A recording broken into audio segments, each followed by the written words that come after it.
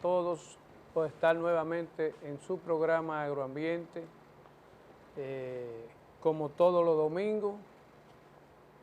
Tenemos nuevamente al doctor Carlos Peralta Rosón para ampliar el tema anterior sobre algunos tópicos judiciales que realmente hay que conocerlo y que están ahí realmente y están causando a la sociedad grandes trastornos.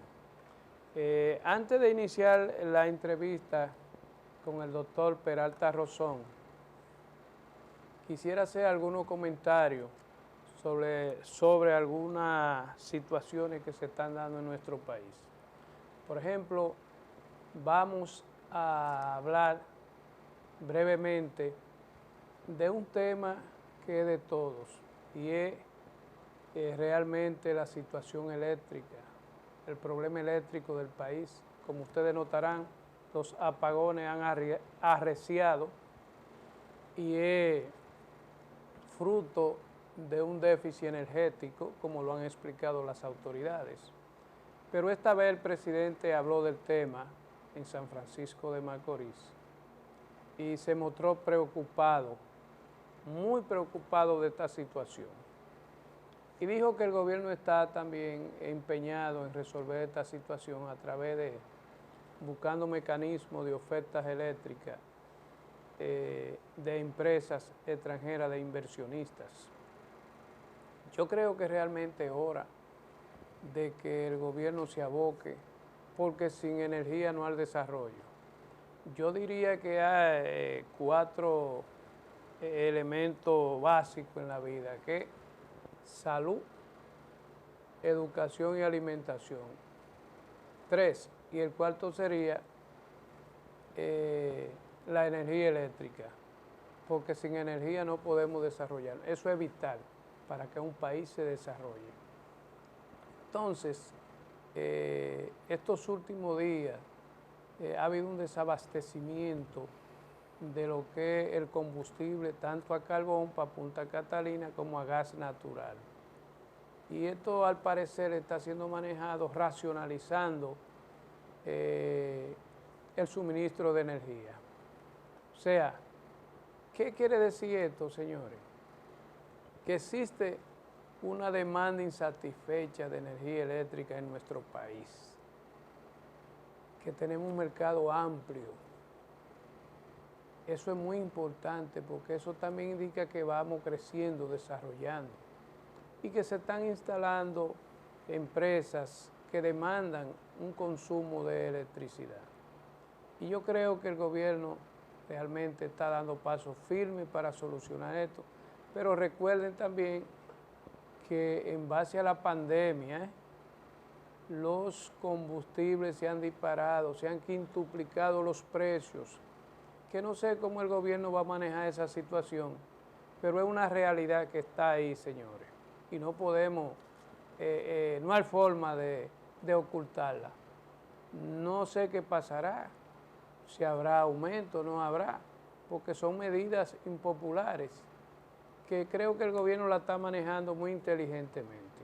Otra cosa buena del presidente, señores, es sobre la creación de la comisión de las importaciones de los materiales agropecuarios, entiéndase, perdón, los fertilizantes.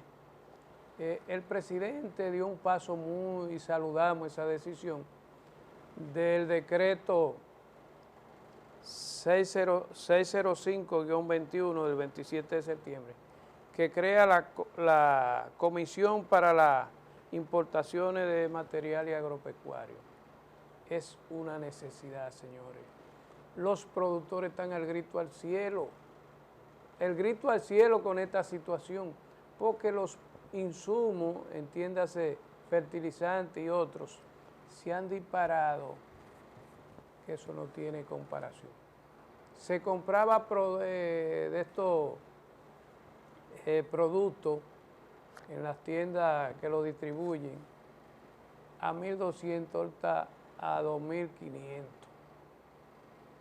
Ustedes recuerdan que un senador dijo que los gastos en finca lo absorben los fertilizantes con un costo de un 70%, señores, de un 70% en estos insumos agrícolas que son necesarios para la producción. Entonces, con este paso que el presidente da, yo creo que vamos bien. ¿Por qué? Porque ahí involucra el Banco Agrícola, el Ministerio de Hacienda, Aduana, una serie de instituciones ligadas al sector como es el Ministerio de Hacienda, Ministerio del Banco Agrícola e INEFRE y la Dirección de Compra y Contrataciones para transparentar todas esas cosas, porque nos encaminamos realmente a cada día fortalecer la institucionalidad con estas cosas, transparentarla. De manera pues que saludamos esta decisión del honorable señor presidente, el cual va en una mejoría al campo. ¿Cómo se traduciría esta mejoría? Muy sencillo. Si el presidente, porque hay que romper esos monopolios, señores, esos monopolios en todos los sentidos, tanto en el sector eléctrico, en el campo, en todo, son los que encarecen, porque ellos son los que ponen las reglas de juego y el país no puede darse ese lujo, porque la alimentación y los servicios básicos, señores, eso demanda acción rápida del gobierno en especulación y todas esas cosas. De manera pues que nos sentimos altamente complacidos con esto, porque de una manera u otra somos productores que saludamos esta decisión y que el gobierno a través de su desaparecido, oiga bien, Centro de Venta de Materiales Agropecuarios, CEVEMA, que manejaba el Ministerio de Agricultura, suplía de insumos a bajo costo al productor. O sea que el gobierno tiene mecanismos para todo eso. Lo que hace falta es implementarlo, señor, implementarlo. Entonces, no sé qué está pasando. Funcionarios que no funcionan, como dicen. Así es realmente también Proconsumidor con esta especulación de productos de la canasta básica familiar. Eso no lo aguanta nadie. Si el presidente no ordena una batida contra estos especuladores a través de instituciones como de que Proconsumidor para mí no funciona, porque la situación se está tornando difícil todo. Tenemos, como le dije, nuestro invitado, por considerar un tema de alto interés, de conocerlo. Hemos retornado de nuevo aquí al doctor Peralta Rosón, quien va a ampliar algunos conceptos de lo que es la tenencia de la tierra, la herencia y otras cosas que por desconocimiento la gente no reclama. No lo sabían. Buenas tardes, doctor Peralta, un placer tenerlo de nuevo aquí. Buenas tardes de nuevo. Doctor Peralta, hay realmente confusión en algunos temas y me han llamado varias personas porque consideraron de interés su participación sobre estos temas que quedaron por razones de tiempo, no lo tocamos con amplitud. Pero quisiera preguntarle, doctor Peralta, sobre los terrenos que son heredados por segundo, tercero, ¿qué tipo de herencia son estas? ¿Cuántos tipos de herencia hay? Porque la gente algunas veces dice, no, a él no le tocó nada, no heredó. ¿Usted podría ampliarnos este tema? Sí, cuando una persona muere, deja un patrimonio. Entonces ese patrimonio va a pasar a los herederos. Ahora, hay diferentes tipos de herederos. Podría ser que la persona que haya fallecido no tuvo hijos, podría darse el caso, y nada más tuvo hermanos. También podría darse el caso que una persona fallezca y no tenga ni hermanos ni hijos y solamente tenga a los padres. Pero en la mayor parte de los casos siempre la persona muere y deja por lo general descendientes. Entonces hay que hacer una distinción muchas veces cuando ocurre uno u otro caso. Pero la herencia es el conjunto de bienes que forma un patrimonio de una persona fallecida. Entonces la ley va a reglamentar cómo que se va a dividir esa sucesión. ¿Quiénes van a ser los nuevos continuadores jurídicos y los nuevos propietarios de los bienes dejados por el difunto? Es decir, doctor, esto es como las cualidades de la herencia, más o menos. ¿Qué tipo de cualidades existen para diferenciar? Por ejemplo, no sé si estoy confundido. Cuando yo le dije a usted, por ejemplo, hay gente que dicen, él no heredó, ya usted lo explicó. Pero hay otras cosas, que siguen apareciendo hijos, y realmente le han dado ganancia de causa. Yo conozco casos en ese sentido. Bueno, en nuestro derecho podría haber personas, hijos del decuyo, que no estén reconocidos mediante un acta de nacimiento y podrían involucrarse en esta herencia mediante un procedimiento, una acción en reconocimiento de paternidad y demandan a los hijos que ya están reconocidos mediante su acta de nacimiento. Entonces tendría que hacerse una prueba de ADN ordenada por un tribunal, pero ese ADN tiene que hacerse en un laboratorio que el tribunal apoderado del asunto de reconocimiento de paternidad designe. Entonces, si se comprueba que esa persona es hijo de cuyo, mediante análisis de ADN, ya sea entre los hermanos o ya sea mediante el ADN de los huesos del difunto, que se ordena una exhumación del cadáver para determinar el ADN. Entonces, vamos a aclarar que los hijos no están obligados a hacerse el ADN, porque es una cuestión constitucional, nadie está obligado a someterse a procedimientos médicos sin su debido consentimiento. Entonces, lo que generalmente hace el tribunal es que ordena el ADN mediante la exhumación del cadáver del difunto, a fin de que se hagan las muestras para determinar si esa persona no tiene es hijo del difunto. Entonces ahí, ya el patrimonio heredero va a corresponder no solamente a los hijos legítimos o reconocidos, sino a los que no estaban reconocidos, que han podido demostrar que sí son hijos de la persona fallecida. Entonces, ese va también a participar de la herencia, dependiendo de su situación. Si es un hijo natural, corresponderá igual que todos los hijos legítimos o ya reconocidos. Y si esa persona fuera casada, el 50% va a corresponder a la esposa común en bienes. Eso es lo que se hace normalmente ante los tribunales cuando hay una demanda de reconocimiento de paternidad. Pero hay que demostrar que sí es hijo del difunto.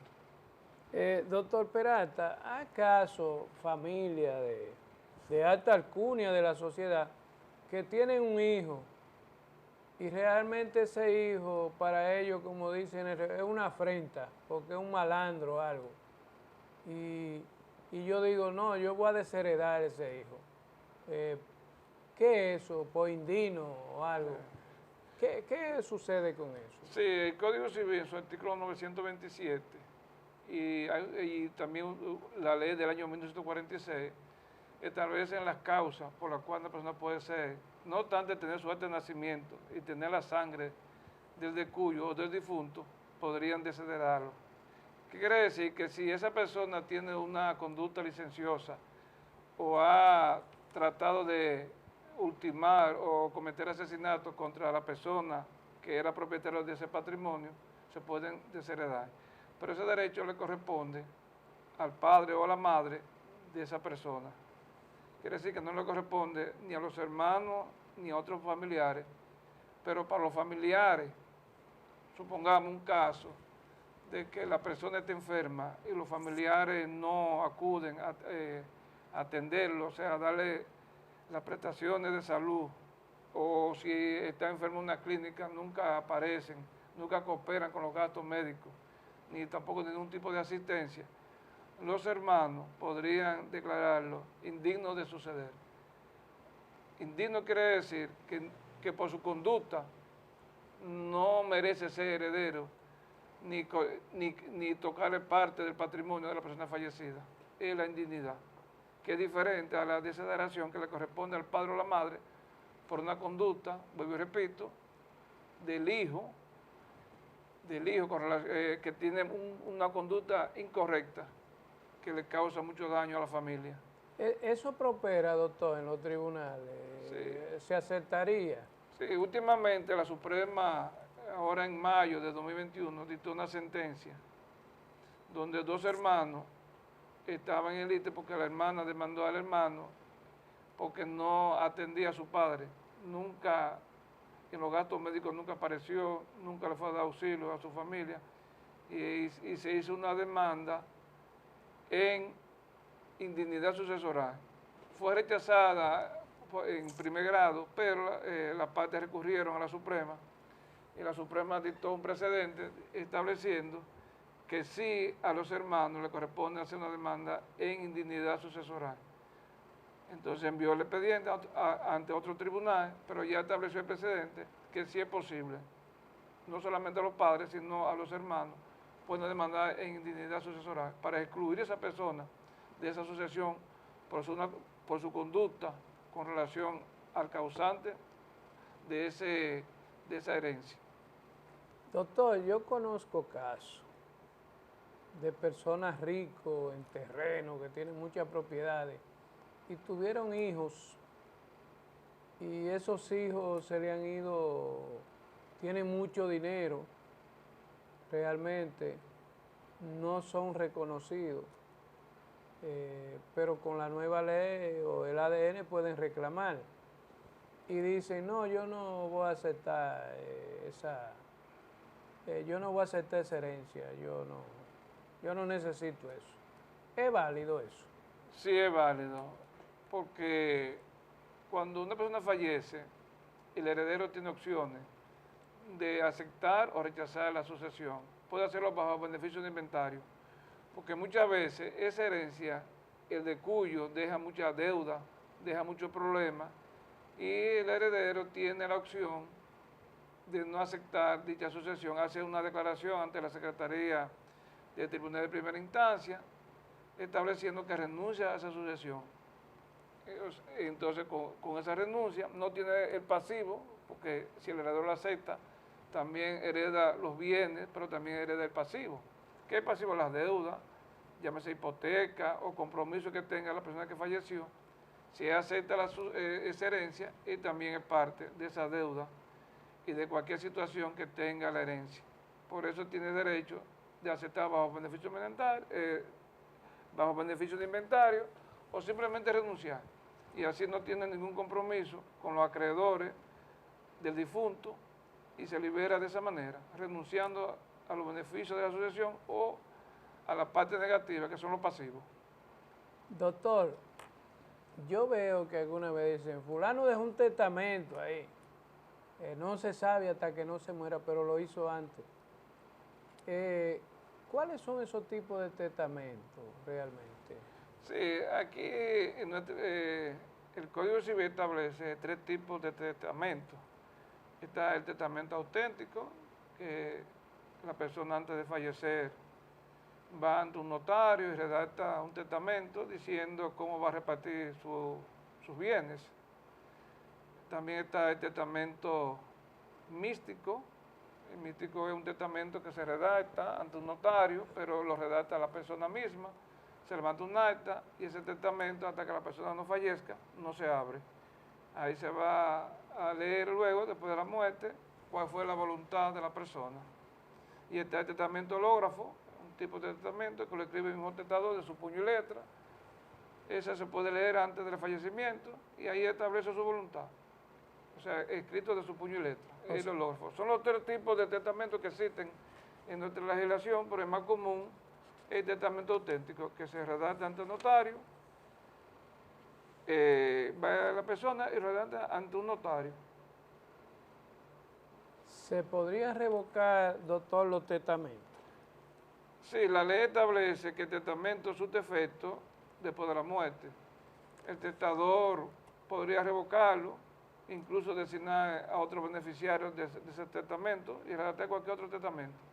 El testamento nada más surte efecto cuando la persona muere, pero en su vida puede revocarlo, modificarlo, incluso poner otros beneficiarios de su testamento. O sea que el testamento no es definitivo. Ahora, si falleció y quedó el testamento que redactó en la primera fecha, puede ser que va a valer, pero lo puede revocar en cualquier momento, incluso también modificarlo.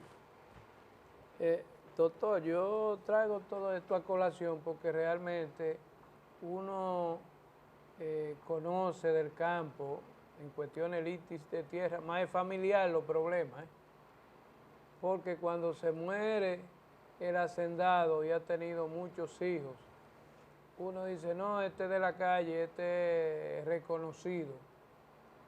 Tienen los mismos derechos, doctor, porque yo creo que todavía en la mentalidad de la gente existe eso, no, él no lo reconoció fulano. Bueno, ya la ley 136-05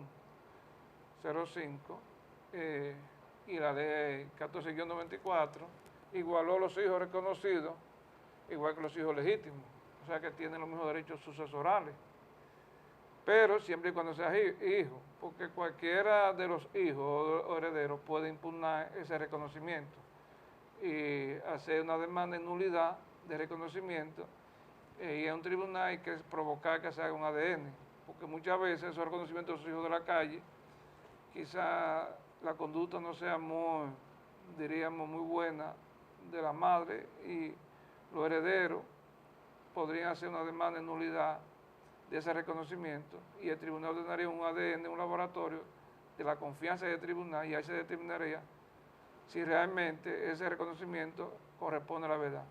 Quiere decir que el reconocimiento, el acta de nacimiento no da garantía de que usted es heredero, porque se la ponen a impugnar. Y así mismo también puede ocurrir con hijos legítimos, porque antes de que existiera el ADN, el artículo 312 del Código Civil establecía la presunción pater y se, quiere decir que todos los hijos del matrimonio se presumían hijos de padre.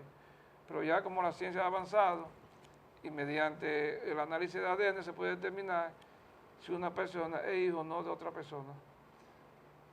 Yo conozco, doctor, ahora figuras del deporte nacional que le trataron, como dicen en el campo, de pegar hijos o no, ese hijo es tuyo. Y de verdad se parecían físicamente, auténticos, como fue el caso de David Ortiz y de otros que han tratado como de un chantaje, algo. Bueno, pero se la han visto, pero como con el ADN, como usted dice. Porque a lo mejor yo recuerdo que antes cualquier mujer decía, ese a un tipo hacendado o algo, un comerciante conocí, está embarazada de fulano. Ese hijo es tuyo y no había apelación, como usted dice. Sí. No, y también antes del análisis del ADN se hacía por tipificación de sangre. Tú eres sangre A y yo soy sangre A. Tú tienes la sangre A, tú eres posible padre. Pero ya con el ADN ya casi en el 100% es seguro de que es hijo o no es hijo. Hay muchos casos de que gente en los tribunales antes se le condenaba a pensiones alimentarias, simplemente por el tipo de sangre. Si el padre era A y el hijo era A, ya lo condenaban. Pero ya con el ADN, ya científicamente, ya las pruebas son más seguras. Eso ocurre también en la demanda sobre pensión alimentaria. Sí, porque vea, yo conocí un caso personal que ese señor tenía mucho dinero y entonces tuvo una niña que era americana. No, perdón, la niña era como haitiana, como dicen, no es que uno sea racista, una morena y era un albino. Y la familia rechazó eso, dice, no, búsquele papá. Sí,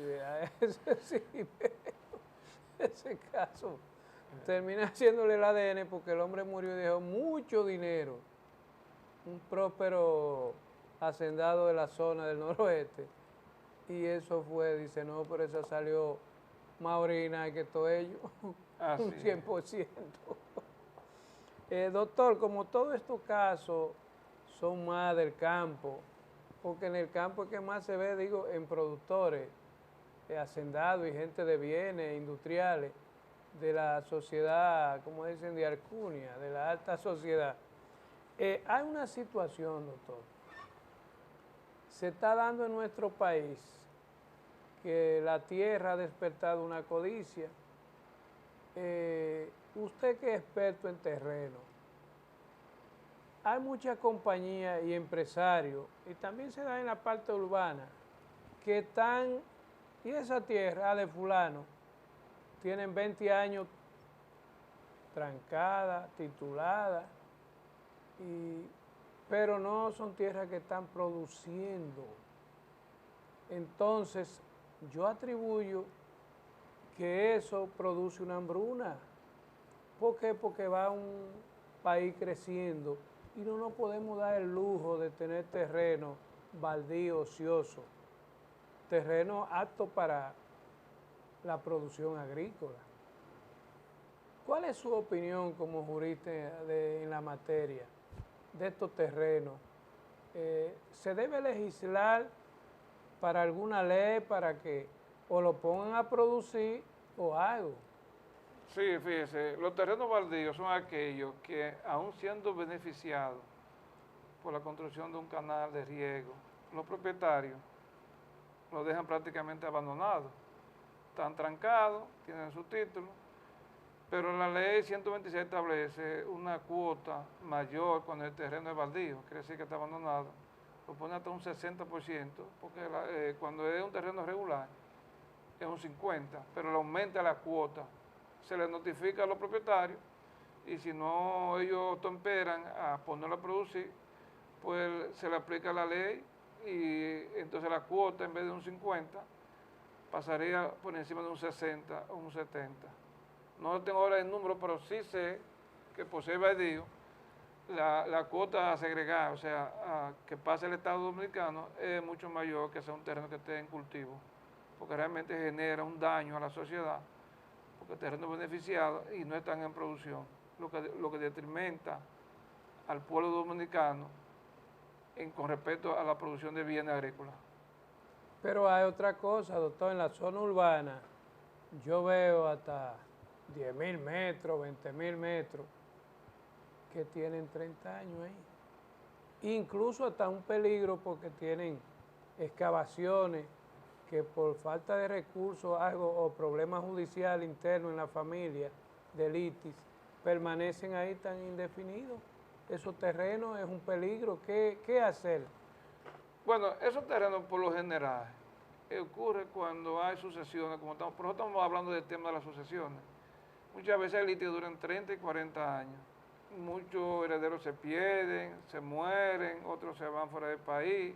Entonces la litis permanece. Usted ve muchísimas casas aquí en la ciudad, en el centro de la ciudad, como destruidas, abandonadas, y es porque hay litis sobre herederos. Los verdaderos dueños han muerto, entonces están los herederos, pero la ley no sanciona, hasta ahora no tengo conocimiento, de que debe haber un límite en cuanto a determinar eso, que se vende en pública subasta y pasa al Estado, porque le pasan a carretera, tiene agua, energía eléctrica, que son servicios que da el Estado, y sin embargo esa persona no le están dando el fruto que merece la sociedad.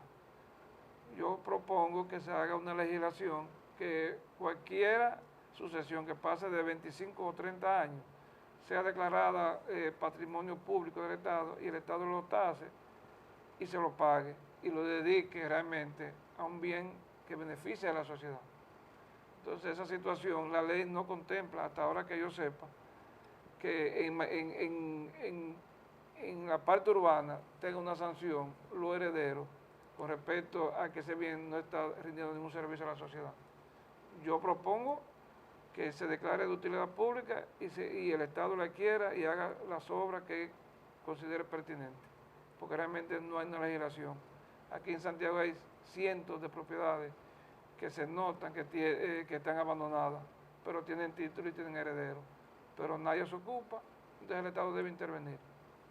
¿Usted cree que se le debe dar un plazo, convocar a esas personas para que se le informe que si no construyen, o una penalidad de las autoridades municipales. Sí. La única penalidad que hasta ahora es con respecto al pago del monto de los impuestos, como dije en la comparecencia anterior, que mientras más tiempo pasa, el impuesto va aumentando, porque un 3% y tiene penalización por mora. Esa es la única sanción que existe hasta ahora. Pero pase el tiempo, el Estado deberá declararlo de utilidad pública, adquirirlo y dedicarlo a los planes que más le convengan a la sociedad. Hasta ahora esa es la única sanción, el aumento de los impuestos. ¿Cree usted, doctor, que las personas cuando vayan a hacer un negocio deben indagar bien sobre el inmueble que van a comprar? Porque yo conozco casos que hay gente que han vendido un solar en el mar. Una comparación, bajo componendas, con esa red mafiosa y otros escándalos que han sucedido en este país, que para usted comprar tiene que consultar a 10 gente porque usted no sabe quién le está hablando. Se ha perdido como la fe de uno comprar, porque esto está lleno de malandro, como digo.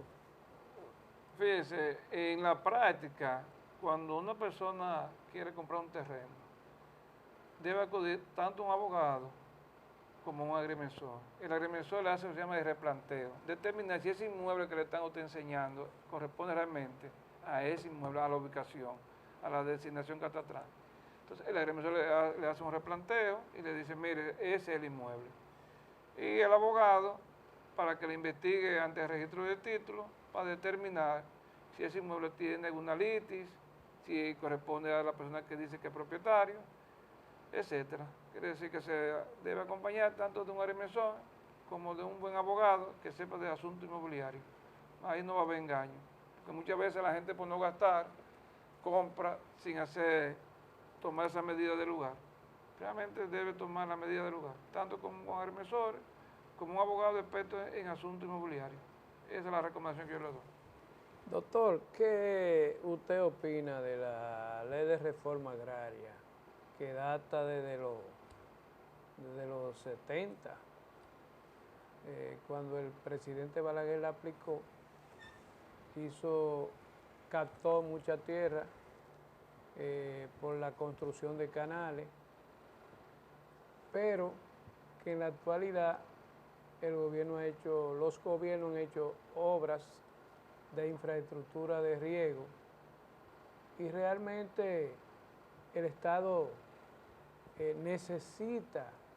Ahora mismo, imagínese usted, estamos hablando del 70, se producía mucho, éramos pocos, pero realmente era una reforma agraria eficiente, donde el parcelero tenía asistencia técnica con varios programas, como era el PIDAGRO, de agricultura, fondos, qué sé yo, que de organismo internacional. O sea, que aquí no había problema de escasez de alimentos y se le distribuía a cada parcelero mínimo 45 a 50 tareas.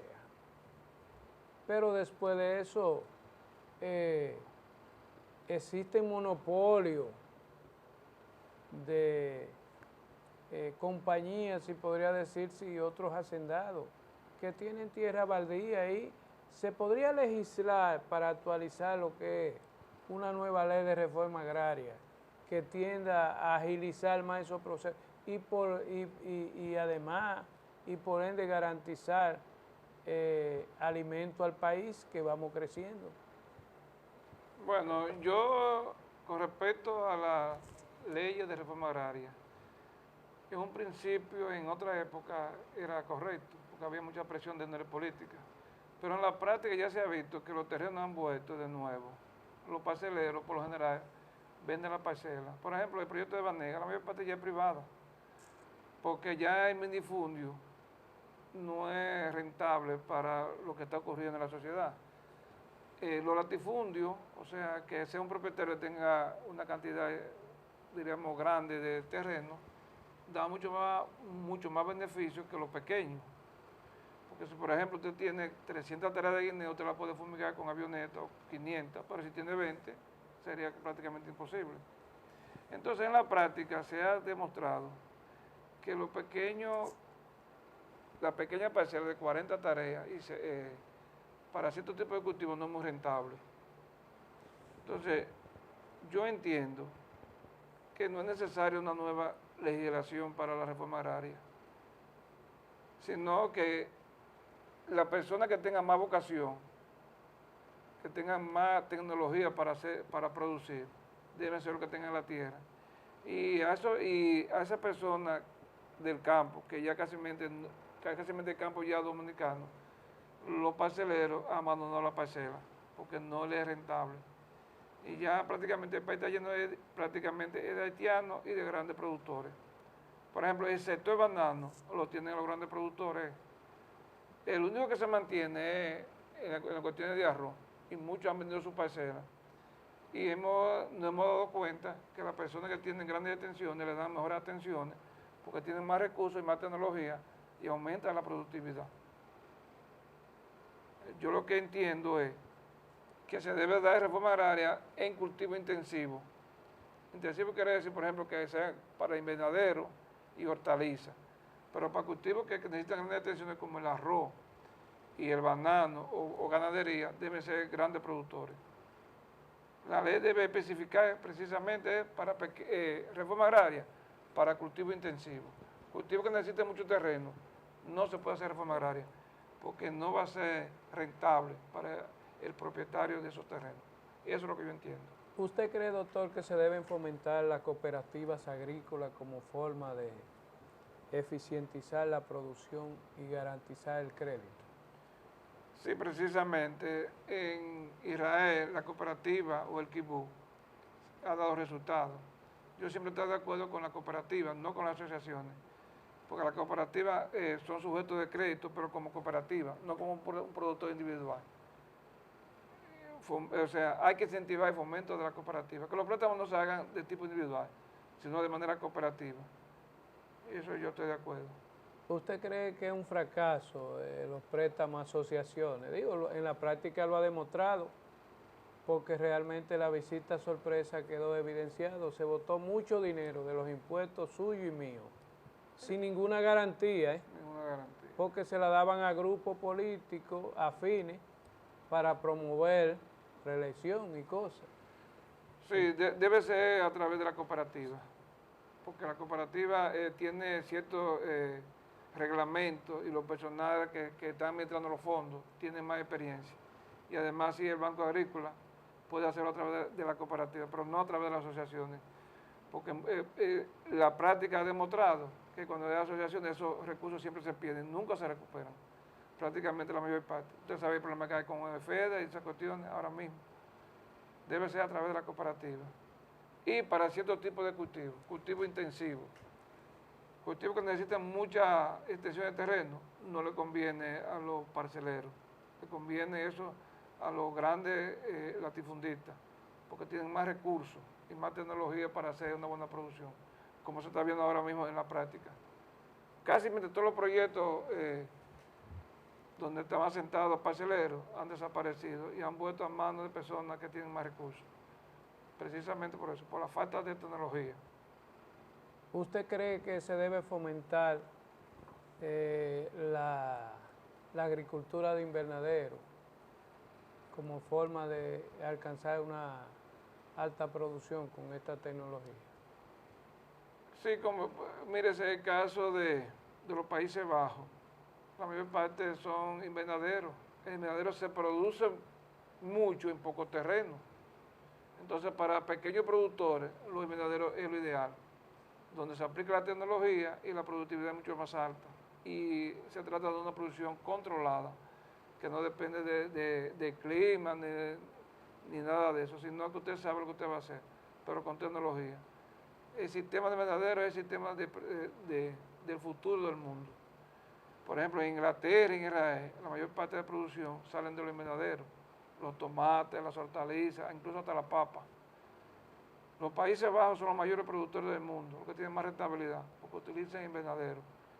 ya la producción a campo abierto de cierto tipo de cultivos no es rentable, excepto, por ejemplo, los bananos, la ganadería y el arroz sí se pueden hacer a campo abierto, pero producción de hortalizas y de muchos vegetales debe ser bajo el sistema de invernadero, porque no necesita grandes extensiones, pero hay gran tecnología y hay mucha rentabilidad.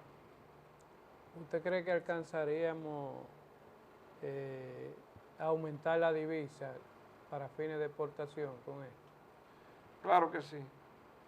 Por ejemplo, hasta en flores, en tomate, en ajíes y en muchísimos cultivos para exportar. Los Países Bajos exportan muchísimo. Por ejemplo, en los Países Bajos se exportan 92.000 millones de dólares en un año. Y aquí no llegamos ni a 8 o 9 mil millones. Y tiene nada más 33.000 kilómetros cuadrados. Porque utilizan el sistema de invernadero. Mucha tecnología en poco espacio. Y eso es lo que yo incentivo. Queremos que eso aquí el país se transforme. Y ciertos cultivos hay que bajar la cantidad de terreno. Por ejemplo, el cultivo de arroz. El cultivo de arroz consume mucha agua y se lleva mucho terreno y la rentabilidad es poca. Aunque el pueblo dominicano consume arroz, pero esa cultura se puede cambiar por un alimento de mucha más calidad y que cause menos gasto de agua, como el caso del arroz. Entonces cambiarlo por hortalizas, flores y otro tipo de cultivos que no necesitan tanto terreno ni tanta agua. Esa es la propuesta mía. Doctor, pero usted se le está olvidando que para eso hay que tener recursos. ¿Cómo un pobre puede accesar a un sistema de riego, de invernadero, de ambiente controlado? Porque eso es costoso. Sí, pero ¿Qué usted sugiere? No, nosotros hemos sugerido y lo dijimos ahorita que eso es en base a cooperativas, que no es individual, cooperativizado. O sea, la cooperativa le hace su presupuesto y sabe dónde va a ser los fondos. Porque si la actividad es rentable, hasta la banca privada puede prestarle. Y el gobierno también, pero es mediante cooperativas, con tecnología. No es que el productor va a estar solo, aislado. Como hacen en los países desarrollados. Llámese Israel, llámese los Países Bajos y otros países de Europa y también de aquí de América, que se utiliza la tecnología, pero a través de cooperativas. No es que va a estar ningún agricultor aislado. He dicho que las personas que tienen pocas extensiones no pueden cultivar cultivos como el arroz, los guineos y la ganadería, sino que esa persona que tenga tecnología y recursos y asesoramiento técnico. O sea, que usted cree que para esos tipos de productores que aún quedan, porque quedan pocos del sector reformado, ¿podría implementarse ese programa? Claro que sí que se podría implementar. Y además quedan pocos porque no es rentable. Cuando aumente la rentabilidad, sobrarán los que quieren sembrar. Porque el ser humano, donde no hay rentabilidad, huye. Si hay rentabilidad, se van a acercar. Como ocurre, diríamos, en los países desarrollados. Hay muchos productores, ni tampoco tiene que haber mucho. En Estados Unidos solamente el 2% de la población se dedica a la agricultura y alimenta a 1.500 millones de habitantes en el mundo. Quiere decir que no importa la cantidad, lo importante es la productividad, que se produzca mucho en pocas extensiones con tecnología. Y eso aquí se puede lograr, porque si el país no cambia, va a tener en el futuro muchos problemas de producción. ¿Y qué usted dice, doctor, del tema haitiano? Vi ahí las declaraciones del senador de Santiago Rodríguez, Antonio Marte, que decía que esto está inundado de haitianos, que hay que repatriarlo, porque se están comiendo todas las sardinas, pica, pica, y todo lo que producimos. ¿Cuál es su visión? Porque usted acaba de decir que el haitiano es que dinamiza la agricultura aquí. ¿Qué va a pasar con ese problema? Usted que es un experto en el campo y además de ser jurista. Bueno, el problema del haitiano lo provocamos nosotros mismos. Porque no había incentivo. ¿Qué ha hecho el hombre de campo? Abandonado el campo. Entonces, como es lógico, entonces si se van el hombre de campo, lo más sustituir los haitianos. Pero si se aumenta la tecnología y cuestiones, volverá el hombre de campo siempre que haya rentabilidad. Porque si no hay rentabilidad, van a ocupar los haitianos porque es mano de obra barata. El culpable de que haya mucha tienda en este país somos los mismos dominicanos. Ese problema se resuelve muy fácil. Porque si usted no le da trabajo, ellos se van a ir. ¿Por qué le da trabajo? Porque en el campo ya todo el mundo se ha ido. Nada, como no hay incentivo y donde no hay incentivo la gente se va. Lo que tenemos es que retornar al campo, que la actividad agrícola sea una actividad rentable, aplicando la tecnología científica y aplicando los métodos de alta producción en poco terreno. Esa es la sencillez. O sea, Aquí hay haitianos porque no es rentable el campo. Si en el campo es rentable, el hombre volverá al campo. o sea que usted cree que con esta nueva tecnología y una agricultura mecanizada podríamos prescindir de parte de la mano de obra haitiana. Claro que sí, porque un productor con tecnología produce mucho con poca mano de obra y además va a estar porque le es rentable. Porque si una gente ve que en Estados Unidos cualquier campesino trae a poner $50,000, que cambiado a 60 son 3 millones, y en el campo va a poner 500 tareas y no obtiene esa rentabilidad. Los que se van a ir para Nueva York también. O sea, lo importante es la tecnología y el hombre permanece en el campo. Como sucede, vuelvo y repito, en Israel la gente está en el campo, pero 2 o 3 productores te producen muchos millones de dólares en poca área, porque tienen tecnología. Es la tecnología. Si no hay tecnología, aquí van a estar los haitianos. Por ejemplo, si usted tiene ganadería y usted lo ordeña con máquina, entonces necesita, en vez de los haitianos, tener la máquina. Simplemente eso, llevarle al campo la tecnología y recursos. Y los haitianos se irán por su propia fuerza, porque esa es la ley del mercado. Pero también, doctor, suministrarle insumos a precio asequible para hacer una agricultura productiva. Que sea rentable simplemente la agricultura. Si la agricultura es rentable, eso cae por su propio peso. Yo no critico que los haitianos estén aquí o no estén aquí, eso es culpa de nosotros mismos los dominicanos. El haitiano, si no encuentra trabajo, se va a partir de nuevo. Ellos que buscan su solución por allá. Pero al dejar un espacio vacío, lo ocupan, como es lógico. Como sucede con los mexicanos en Estados Unidos, los dominicanos en Estados Unidos. El ser humano siempre ha estado migrando. Si usted está en el sol, usted busca la sombra. Si está en el calor, busca el frío. Y eso es lógico. Siempre el hombre ha emigrado de un punto donde hay necesidad a un punto que esté mejor. Y eso ocurre con Haití. Están aquí porque aquí se le ofrecen las condiciones. Si el campo vuelve, de nuevo digo, a ser rentable, pues el hombre volverá al campo. Eso es simplemente economía. ¿No? Y realmente, si el gobierno da las condiciones, como usted dice, es un éxito, porque si yo, por ahora, los precios de los vegetales están por la nube, por ejemplo, los ajíes de exportación, eso ha subido de manera alarmante, doctor. Y es tal como usted dice, si producimos, exportamos, generamos divisa adicional, porque tenemos poco ingreso de divisa por banano, ¿usted oye? Sí. Estamos pobres realmente. No pasa ni de 400 millones de dólares al año las exportaciones.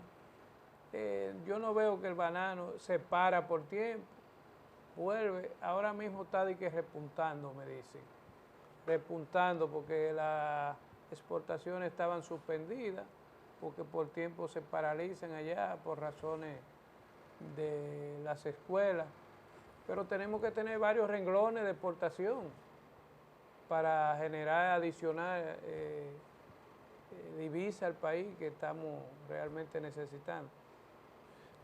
Yo creo que realmente hemos aportado algunos conocimientos de lo que es la problemática del campo y de los temas legales dentro del campo, porque hay que más problemas que le vendí una parcela a fulano y la tiene ocupada otra. Entonces eso genera, y todo es problema familiar, que la herencia, doctor, todo. Eso no es menos de ahí. Fíjese, ayer en la oficina me llegó un caso de un campesino que era asentado por el IAD y le dice un señor que quiere arrendarle la parcela. Y sucede que el hombre no se va a leer, con huellas digitales, y le hizo un acto de venta. Wow. Ya usted se imagina. Entonces, como es arrendatario y está ocupando, pero tiene ya un acto de venta, no sé cómo lo tuvo, eso no se me informó a mí. Entonces, todo eso son intríngulis que cuando la persona no tiene, diríamos, conocimiento, es fácil, es burla de engaño y estafa. Pero también sucede así con la tecnología. Este país tiene las condiciones para exportar más de 100 mil millones de dólares solamente productos agrícolas. Quizás estamos en 6 o 7. Por eso es la inmigración del campo hacia la ciudad, porque la falta de tecnología. Tenemos buenos terrenos, pero tenemos malos agricultores sin tecnología. Por eso es la baja producción y por eso es que la gente del campo se está yendo. Entonces vienen los haitianos y sustituyen a la gente del campo. Como hacen las ratas, ustedes dejan la casa botada y cuando vienen a ver, la casa no hay gente, entonces los ratones hacen su fiesta. Es lo mismo. Eso es lo que está ocurriendo en nuestro país. Falta de tecnología y recursos para impulsar, poner la agricultura como la principal fuente de producción de divisas. Nosotros tenemos capacidad de exportar más de 100 mil millones de dólares si utilizamos los recursos que tenemos, pero con la tecnología y los recursos. Si hay tecnología, aparecen los recursos. Pero, doctor, fíjese, México tiene un mercado, por ejemplo, en California y toda esa zona de México que hace frontera, de vegetales, de tomate. ¿Y cuáles son las divisas más que ingresa a México? La venta de los vegetales a Estados Unidos. Exactamente, la venta. Oiga, es una inmensidad de dinero y aquí es un problema, señores. No tenemos, es lo que dice el doctor, aquí podemos llegar a 100 mil millones de dólares. Taiwán y Holanda. Holanda exporta 93 mil millones y tiene 33 mil kilómetros cuadrados. Nosotros tenemos 48 mil. Y allá esto es frío y esto es prácticamente inundado, se llama Países Bajos, porque hay mucha agua. Entonces nosotros sí tenemos las condiciones naturales para ser un gran exportador de productos agrícolas. Pero por falta de tecnología y conocimiento es que estamos así como así. El problema de Haití, yo no le veo ningún problema a Haití. El problema está en nosotros mismos como nación. Haití resolverá su problema si nosotros no lo empleamos. Si tenemos nuestra tecnología y tenemos incentivos en el campo, que haitiano no es necesario. Sí, hombre, porque antes eso no se usaba. Aquí el haitiano nada más venía, doctor, a una zafra y era repatriado seguido. Y se iba. Pero se ha perdido, como usted dice, el hábito en el campo porque no hay incentivo. No hay incentivo. ¿Quién es el gobierno? Por ejemplo, los parceleros reformados venden su parcela. La venden, pero cuando el presidente Balaguer, él le daba a través del Banco Agrícola un subsidio para mantenerse, vamos a decir, lo que le llamaban la subsistencia. Le daba quincenal tanto y le repartían beneficios en el palacio.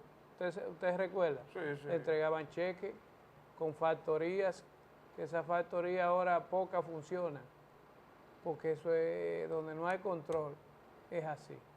De todo modo que yo creo que el país tiene una buena oportunidad de producir, como dice el doctor, con tecnología, en poco terreno, esos parceleros, dotarlo de mecanismos de crédito, de asistencia, para que realmente... Y que sea mediante cooperativa. Cooperativa, no individual. No, porque aquí tenemos... Para que los recursos se respeten. Tenemos una experiencia de la famosa visita sorpresa, que le regalaron cuarto... Asociaciones no.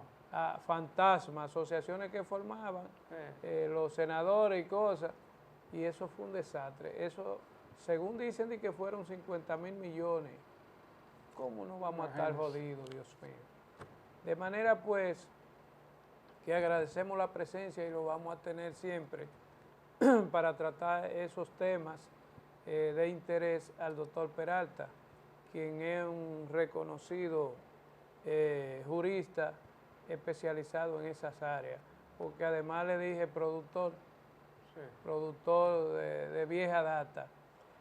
Quisiéramos, señores, que se notaba, como dice olvidando el tema, la catástrofe, no catástrofe, que hubo en Barahona sobre el derrame de un químico que aún no se ha determinado que es en Eje Jaina de carbón, abasteciendo a una de sus generadoras, ocurrió esto y esperamos que se investigue y que haya consecuencias, porque hay que tener cuidado, que haya consecuencias.